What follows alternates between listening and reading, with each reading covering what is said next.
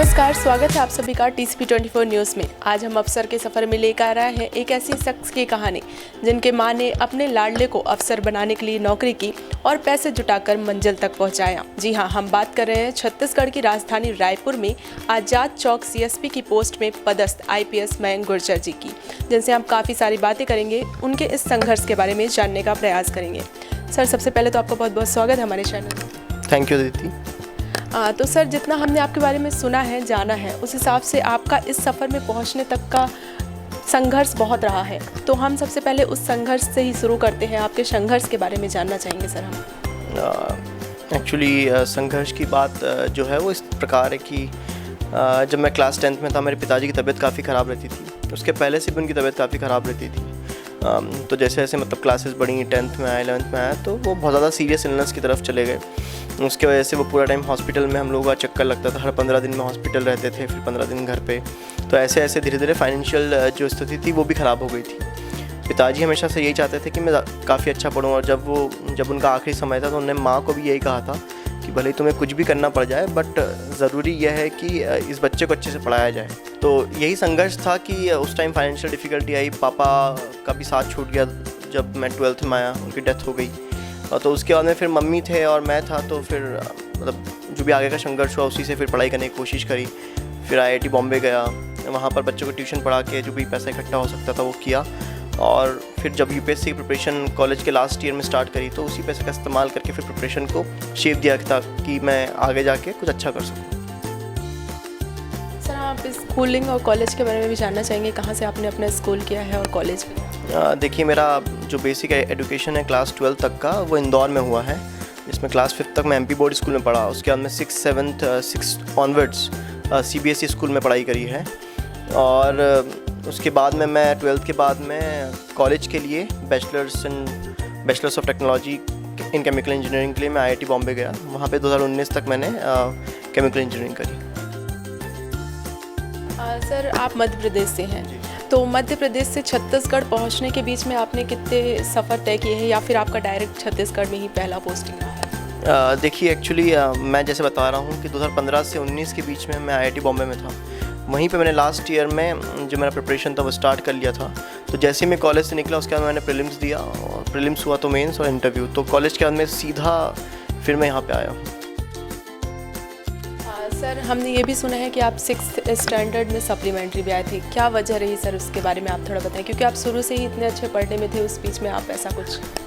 Actually इसके पीछे जो स्टोरी है वो ये है कि अमूमन जब बच्चे क्लास मतलब जैसे कुछ क्लासेस तक अगर आप MP बोर्ड या फिर लोकल बोर्ड्स में पढ़े हैं, फिर आप अगर स्विच करके CBSE बोर्ड में जाते हैं, तो एक बीच में इनर्शिया होता है और काफ़ी डिफरेंस होता है पढ़ाई में। क्योंकि मैं जब MP बोर्ड में था, वहाँ पे यूजुअली टीचर्स हिंदी में पढ़ाते थे, सिलेबस थोड़ा अलग होता है। तो जब मैं स्कूल चेंज करके CBSE स्कूल में गया, 6th में CBSE में गया, तो उस टाइम पे क्योंकि इंग्लिश भी तो अच्छा नहीं था, साथ ही साथ जो सब्जेक्ट पढ़ा रहे थे, शायद तक जब आप स्कूल में होते हैं 5th क्लास तक MP बोर्ड में पढ़ें तो उतना डेप्थ में नहीं पढ़ाते हैं, और 6 में एकदम से थोड़ा सा लेवल चेंज होता है। तो उसी कारण, क्योंकि वो समझ में नहीं आ रही थी चीज़ें, इसीलिए वो सप्लीमेंट्री आई थी। सर, आपने 11th में मैथ लिया था, तभी से आपका एक मोटो रहा है कि आप UPSC की तैयारी करेंगे? देखिए, ऐसे मोटो कहना तो फिर गलत रहेगा, क्योंकि कोई भी सोचता नहीं है कि आगे क्या होगा। लेकिन जब 11th-12th में था, तो मेरे घर में एक्चुअली जितने भी स्वतंत्रता सेनानी हैं और जितने भी प्रोमिनेंट पर्सनैलिटीज़ हैं इंडिया में, उन सब के फ़ोटोज़ लगे हुए हैं। और वो बचपन से मेरे पिताजी ने लगा के रखा, तो शायद तक उनका मोटिव ये रहा होगा कि ये देख के इनके जैसा सीखे, इनके जैसा बने। तो शायद वो सब चीज़ें देख के ही मेरे अंदर वो जो फीलिंग्स हैं कि आगे जाके कुछ करना है, वो कहीं ना कहीं अंदर थी। और जब मेरा मतलब जब 12th हो गया, पापा के डेथ होने के बाद में, फिर जैसे जैसे मैं आगे फर्स्ट या सेकेंड ईयर निकला, तो धीरे धीरे वो जो फीलिंग्स थी वो प्रोमिनेंट हुई कि कुछ ऐसा करना है कि जो दिक्कतें मैंने देखी पिताजी के देहांत के समय पर, वो शायद तक अगर मैं किसी भी तरीके से अगर लोगों को नहीं होने दूँ या फिर कुछ लोगों की मदद कर सकूँ, तो वो मेरे लिए बहुत ज़्यादा खुशी का पल रहेगा। तो यही सोचते हुए फिर मैंने 3rd ईयर में आते आते फिर मूड बना कि एग्ज़ाम लिखनी चाहिए, और वैसी एग्ज़ाम लिखी। पहले से कुछ निश्चित नहीं था, बट सर्कमस्टेंसेस ऐसे थे और शायद परवरिश ऐसी रही है कि मैं इस तरफ इंक्लाइन हुआ। UPSC के प्रिपरेशन के लिए जो लोग लाखों रुपए खर्च करते हैं, आपको ये जानकर हैरानी होगी कि सर, जब आप दिल्ली गए थे तो आपने कई दिनों बेंच पे सो के गुजारे हैं। तो वो सफ़र सर याद आता है, और वो सफ़र कैसा था और आज का, उसके बारे में आप कुछ बताएं हमारे दर्शकों। देखिए इसके पीछे एक्चुअली जब मैं थर्ड ईयर मेरा ख़त्म हुआ उसके बाद में मैंने केमिस्ट्री ऑप्शनल के लिए मतलब मेरे पास इतना ही पैसा था कि मैं शायद तक सिर्फ केमिस्ट्री ऑप्शनल के लिए थोड़ा पैसा इन्वेस्ट कर सकता था सीखने के लिए। तो उस टाइम पे जब यूजुअली बच्चे इंटर्नशिप करते हैं थर्ड ईयर के एंड में, उस टाइम मैंने सोचा कि मैं इंटर्नशिप नहीं करूँगा और सीधा वहाँ से आगे जाके दिल्ली चला जाऊँगा 1-2 महीने के लिए। अब सिलेबस केमिस्ट्री का 8 महीने का होता है, 2 महीने में करना था जितना भी हो सके। तो इसलिए मैं बिना सोचे समझे बस टीचर का नाम पता करके सीधा दिल्ली पहुँच गया और सीधा उनके कोचिंग पहुँचा। अब कोचिंग पहुँचा तो मैंने उनसे तो बात करी कि सर ऐसा है, दिक्कत है, मैं शायद तक फ़ीस भी नहीं दे पाऊँगा पूरी। तो वो हर चीज़ पे माने। उसके बाद में एक्चुअली आप जब किसी नए शहर में जाते हैं तो आपको रहने के लिए काफ़ी इश्यूज़ होते हैं और दिल्ली में कोई पहचान का था नहीं। तो मैंने उनसे परमिशन मांगी कि सर कुछ 5, 6, 7, 8 दिन जितने भी दिन जब तक मैं रूम ढूंढता हूँ सर आसपास में जो भी सस्ता रूम मुझे मिल जाए, जब तक क्या मैं यहीं पर मतलब रह सकता हूँ। तो उन्होंने बोला ठीक है रह सकते हो, लेकिन रहोगे कहाँ पे? मैंने बोला सर बेंच काफ़ी है सर, सिर्फ सोना ही तो है। तो ऐसे वो रहा, तो जब तक रूम नहीं मिला जब तक मैं वहीं पर सोया करता था। सर आप वहाँ पे रहना, खाना और सोना सारा कुछ आप वहीं पे करते थे? जी, मतलब 7-8 दिन तक तो लगातार मैंने वही किया। फिर धीरे से फिर रूम मिला तो मैंने उसको थोड़ा स्टेबल किया। जैसे कि सर आपने बताया कि आपके पास पैसे नहीं थे उस टाइम उतने, तो लोगों का ये मानना होता है कि यूपीएससी के लिए सिर्फ पैसे ही, मतलब पैसा बहुत ज़रूरी है। तो उस बीच में आपका क्या राय है सर लोगों के लिए कि पैसे के अलावा भी और क्या चीज़ें होती हैं जो करनी चाहिए यूपीएससी? देखिए यूपीएससी में पैसा तो काफ़ी सेकेंडरी है, क्योंकि मतलब मेरा most of the preparation online ही हुआ है। मतलब मैंने कॉलेज में बैठ के फिर घर पे बैठ के ही मोस्ट ऑफ द प्रिपरेशन किया है, सिर्फ केमिस्ट्री ऑप्शनल के लिए कोचिंग किया। तो मेरा ये मानना है कि पैसा उतना ज़रूरी नहीं है। It's more about your will and passion, कि आपके अंदर कितना विल है उस चीज़ को लेकर और आप कितने पैशनेट हैं। अगर आपके अंदर विल और पैशन दोनों ही हैं तो आप काम करके ज़रूर उस दिशा में जाएंगे। तो पैसा उतना ज़रूरी नहीं है, पर मेहनत और लगन ज़रूरी है, और साथ ही साथ एक सोच कि आपको अगर कोई भी चीज़ पार करनी है, इट्स नॉट अबाउट यूपीएससी, आपको कोई भी चीज़ को क्लियर करनी है, किसी भी एग्ज़ाम को क्लियर करना है, फिर आपको कोई भी पड़ाव पार करना है, तो उसके लिए आपके दिमाग में एक स्पष्ट इमेज होनी चाहिए कि आपको वो चीज़ करनी क्यों है। और शायद तक मेरा वो क्लियर था कि मुझे करना क्यों है किसी भी चीज़ को या फिर यूपीएससी को। इसलिए शायद इतनी आसानी से, भले हार्डवर्क हुआ, पर जल्दी ही क्लियर हो गया।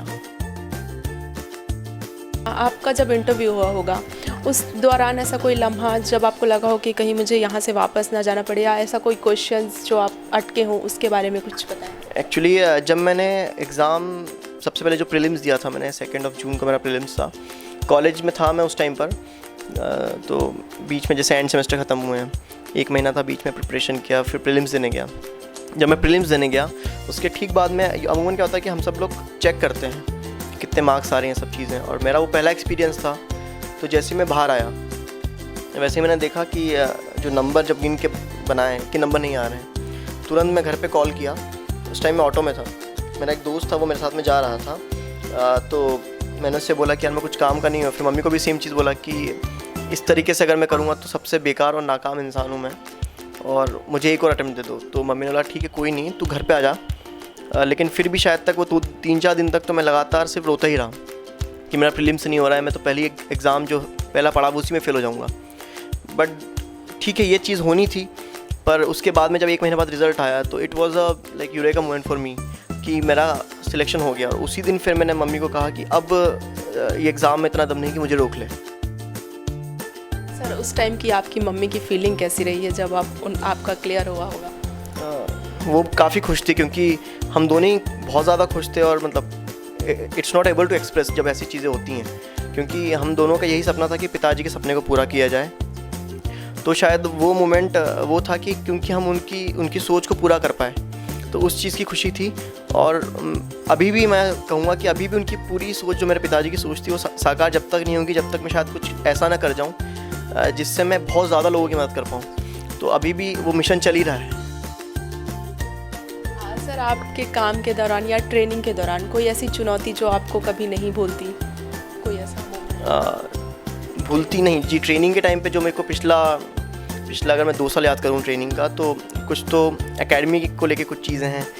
एक्चुअली एकेडमी में आप एक स्क्वाड में काम करते हैं, तो जब हम लोग ऋषिकेश में अटैचमेंट के लिए जाते हैं तो वहाँ पर बंजी जंप और ये सब चीज़ें होती हैं। तो अब जब 80 मीटर से नीचे कूदते हैं तो हमेशा याद आता है कि अगर ज़िंदा नहीं रह पाए तो क्या होगा। एक वो काफ़ी स्ट्राइकिंग चीज़ है।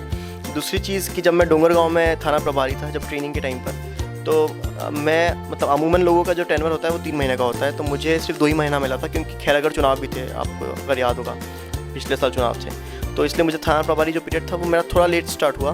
लेकिन वो 2 महीने में वहाँ के जो लोकल लोग थे उनसे इतना अच्छा बॉन्ड बना कि हम लोगों ने मिल के अराउंड 50 लाख के कैमरे नगर पंचायत की मदद से और जो सरपंच हैं अपने जितने भी उनकी मदद से कैमरे लगाए, और अराउंड 20 से 25 गाँव में हम लोगों ने CCTV लगाए हैं, और जो शहर है उसको भी कवर किया, डोंगर गाँव को, तो अराउंड 150 कैमरे लगाए। तो वो शायद चीज़ ऐसी है जो मुझे बहुत ज़्यादा याद आती है, और उससे बहुत कुछ सीखने को भी मिला कि किस प्रकार कम्युनिटी आपको हेल्प कर सकती है अगर आप उनको अपना माने। और इसके अलावा उसी में काफ़ी चुनौतियाँ भी मतलब मैंने देखी कि किस प्रकार की चुनौतियाँ आगे करियर में आ सकती हैं, क्योंकि बहुत सारी चीज़ें होती हैं, कुछ लोग चाहते हैं कि लगें, कुछ लोग चाहते हैं नहीं लगें, कोई भी अच्छी चीज़ होती है तो काफ़ी अच्छी सीख थी वो। सर आपके बारे में थोड़ा जानना चाहेंगे, आपको जॉब के अलावा लाइक सिंगिंग, डांसिंग या फिर किस चीज़ का, सिनेमा देखने का कुछ तो शौक? एक्चुअली एक तो मुझे कुकिंग का बहुत ज़्यादा शौक है, मतलब मैं जब भी कुकिंग करता हूँ तो मैं सारे टेंशन से रिलीव हो जाता हूँ। और दूसरा सिंगिंग का शौक है, क्योंकि क्लास 5th 6th 7th में मैं मोस्टली वोकल्स में जाता था, कॉलेज में ही फिर वोकल्स में रहा, तो गाने का भी शौक है और खाना बनाने का भी शौक है। तो सर आपको छत्तीसगढ़ी गाना पसंद है या हिंदी? हिंदी ज़्यादा सुना है इसलिए कहूँगा अभी हिंदी, बट अब जैसे जैसे मैं छत्तीसगढ़ में धीरे धीरे मतलब सेटल हो रहा हूँ, समझ रहा हूँ चीज़ों को, तो जब भी अभी जो छत्तीसगढ़ का जो अपना एंथम है वो जब भी बजता है तो काफ़ी प्यारी और काफ़ी मधुर लैंग्वेज लगती है। तो उम्मीद है कि जैसे जैसे आगे बढ़ूँगा शायद तक और छत्तीसगढ़ मतलब गानों को एक्सप्लोर भी करूँगा और शायद खुद भी सीख जाऊँ। तो सर फिर आपकी शादी के बारे में जानना चाहते हैं लोग कि आपकी शादी कब हुई, और लव मैरिज है अरेंज मैरिज, ये भी जानना चाहते हैं लोग। तो एक्चुअली मेरी शादी दिसंबर में हुई है, लास्ट दिसंबर में। It was arranged come love types, because 2 साल तक हम लोग कोर्टशिप पीरियड में रहे थे, और मतलब मेरा बस यही मानना था कि कोई ऐसा जीवन साथी मिले जो शायद तक मुझे भी समझे और मैं उसे समझूँ, साथ ही साथ जो मटेरियलिस्टिक फीलिंग से दूर रहे। तो मतलब जब मेरा सिलेक्शन हुआ उसके बाद में मेरा सबसे पहला प्राथमिकता यही था कि इंसान ज़्यादा ज़रूरी है बाकी सब चीज़ों से। आप जानते हैं जैसे UPSC के बाद में बहुत सारी चीज़ें होती हैं, तो उसी प्रकार से मैंने अपना जीवन साथी भी चुना। तो सर आप अपने जॉब के बीच फैमिली को कैसे समय निकालते हैं उनके लिए, मतलब कैसे कितना समय आप दे पाते हैं? मोस्टली हर शाम को जब घर जाता हूँ तो काफ़ी मतलब साथ में खाना खाते हैं, बातचीत करते हैं, किताबें पढ़ते हैं, तो वैसे समय मिल ही जाता है। सर आपका ये जो सफ़र चल रहा है, इस सफ़र के बारे में आपने जितना सोचा था वो पूरा हुआ या अभी कुछ चीज़ें बाकी हैं? सफ़र में जैसे आप कहेंगे कि एक पड़ाव था एक्चुअली UPSC क्लियर करना मेरे लिए, कि वो एक स्टेप है आगे और जाने के लिए। तो अभी मतलब ये कहना ठीक नहीं होगा कि मेरा डेस्टिनेशन रीच हो चुका है, जर्नी में हूँ। शायद अभी जो पूरा जो रास्ता है, जो जर्नी है, उसको एंजॉय कर रहा हूँ, और उम्मीद है कि शायद तक मरते दम तक ये जर्नी चलती रहे ताकि मैं और आगे जाता रहूँ। सर आने वाले टाइम में रायपुर के लिए क्या कुछ प्लानिंग्स है? रायपुर में आप जैसे देखेंगे हमारे SSP सर बहुत अच्छे तरीके से हम लोगों को मतलब गाइड करते हैं। साथ ही साथ आप देख रहे हैं कि शहर जिस तरीके से बढ़ रहा है, अपराध भी उतने चैलेंजिंग होते जा रहे हैं, तो हम लोगों का सबका कोशिश यही है कि रायपुर में जितना ज़्यादा हम सेफ सिक्योर फील कर पाएँ लोगों को, साथ ही साथ महिलाओं को, उतना अच्छा होगा। तो यही हमारी प्राथमिकता है। साथ ही साथ अगर आप देखेंगे कि साइबर फ्रॉड्स बढ़ रहे हैं, तो हम लोग का गोल यही है आगे जाके कि लोगों को और एडुकेट करें ताकि साइबर फ्रॉड के जो इशू है उससे बच सकें, क्योंकि साइबर फ्रॉड में हम लोगों का सबका ये मानना है कि prevention is better than cure. क्योंकि साइबर फ्रॉड अगर हो जाता है उसके बाद में it's very difficult to track करते हैं पर बहुत डिफ़िकल्ट होता है। तो इसलिए इट्स मोर अबाउट कि लोगों को एडुकेट करें, और साथ ही साथ जो भी इस प्रकार के प्रवृत्ति के लोग हैं, जो गुंडा बदमाश हैं या फिर जो कि काफ़ी बवाल करते हैं हर जगह पे या फिर अशांति फैलाते हैं, उन लोग के खिलाफ कठोर से कठोर कार्रवाई करके पुलिस का पोस्चरिंग को स्ट्रॉन्ग किया जाए।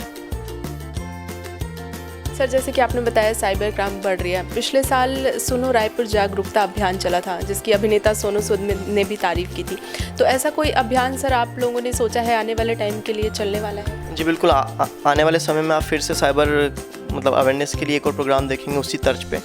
साथ ही साथ उसके अलावा बाकी चीज़ों पे आप लोग कार्रवाई देखेंगे, जिस प्रकार जो बेसिक पुलिसिंग होती है, बीट पुलिसिंग स्ट्रॉन्ग होगी रायपुर में अब आगे जाके। तो सभी चीज़ों पे हम लोग एक्चुअली एक मतलब होलिस्टिक अप्रोच लेके अब काम करेंगे। सर जो लोग हमारी वीडियो देख रहे हो, दर्शकों को क्या कहना चाहेंगे आप? मैं बस यही कहूँगा, विजडम विल वर्क। अगर आपके पास विजडम है तो आपके पास किसी भी चीज़ को पाने के लिए एक विल आएगी, और अगर आपके पास वो विल आएगी तो ही आप अच्छे से काम कर पाएंगे। तो इन 3 चीज़ों को अपने साथ रखें, बिकॉज यही 3 शब्द हैं विजडम विल वर्क, जो कि आपको सक्सेस की तरफ ले जाएंगे और आपको सफल बनाएंगे। सर आपका बहुत बहुत धन्यवाद, आपने इतना कीमती समय। Thank you Aditi. तो आज हमारे साथ बने थे IPS मयंक गुर्जर जी, जिनसे हमने कई सारी बातें की और उनके संघर्ष के बारे में जाना। तो आज के लिए बस इतना ही। कैमरा पर्सन अरुण जंघेल के साथ मैं अदिति जायसवाल, रायपुर।